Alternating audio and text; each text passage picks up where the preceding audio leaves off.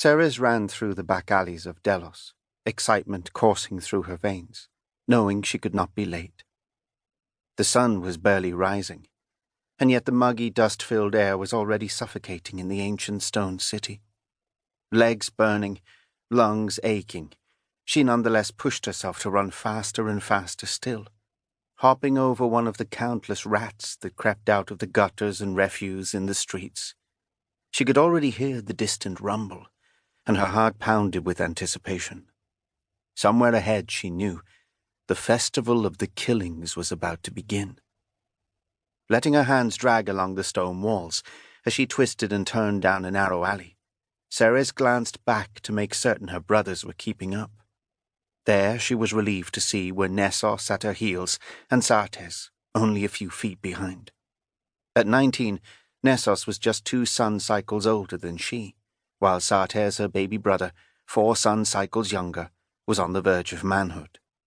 The two of them, with their long sandy hair and brown eyes, looked exactly like each other, and their parents, and yet nothing like her. Still, though Ceres might be a girl, they had never been able to keep pace with her. "Hurry!" Ceres yelled over her shoulder. Another rumble came, and although she had never been to the festival, she imagined it in vivid detail. The entire city, all 3 million citizens of Delos, crowding into the Stade on this summer solstice holiday. It would be unlike anything she had seen before, and if her brothers and she didn't hurry, not a single seat would remain. Picking up speed, Ceres wiped a drop of sweat off her brow and smeared it onto her frayed ivory tunic, a hand-me-down from her mother. She had never been given new clothes. According to her mother, who doted on her brothers but seemed to reserve a special hatred and envy for her, she didn't deserve it. "Wait!" Sartes yelled, an edge of irritation in his cracking voice. Ceres smiled. "Shall I carry you, then?" she yelled back. She knew that he hated it when she teased him, yet her snide remark would motivate him to keep up. Ceres didn't mind his tagging along. She thought it was endearing how he, at 13, would do anything to be considered their peer, and even though she would never admit it openly, a huge part of her needed him to need her. Sartes gave a loud grunt.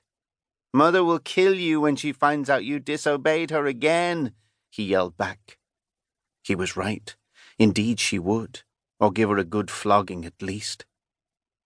The first time her mother had beaten her, at the age of 5, it was the very moment Ceres lost her innocence. Before then, the world had been fun, kind, and good. After that, nothing had ever been safe again, and all that she had to hold on to was her hope of a future where she could get away from her. She was older now, close, and yet even that dream was slowly eroding in her heart. Fortunately, Ceres knew her brothers would never tell on her. They were as loyal to her as she was to them. "Then it's a good thing Mother will never know," she cried back.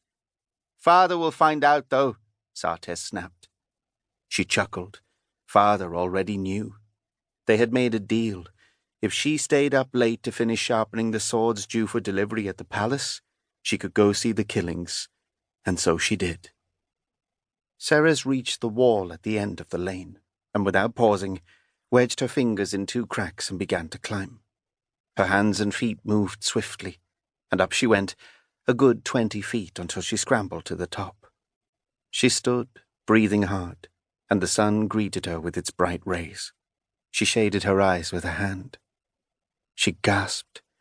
Normally, the old city was dotted with a few citizens, a stray dog or cat here and there, yet today it was positively alive. It swarmed with people.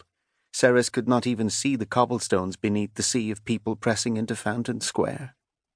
In the distance, the ocean shimmered a vivid blue, while the towering white Stade stood as a mountain among twisting roads and sardine-packed 2- and 3-story houses. Around the outer edge of the plaza, merchants had lined up booths, each eager to sell food, jewelry, or clothes.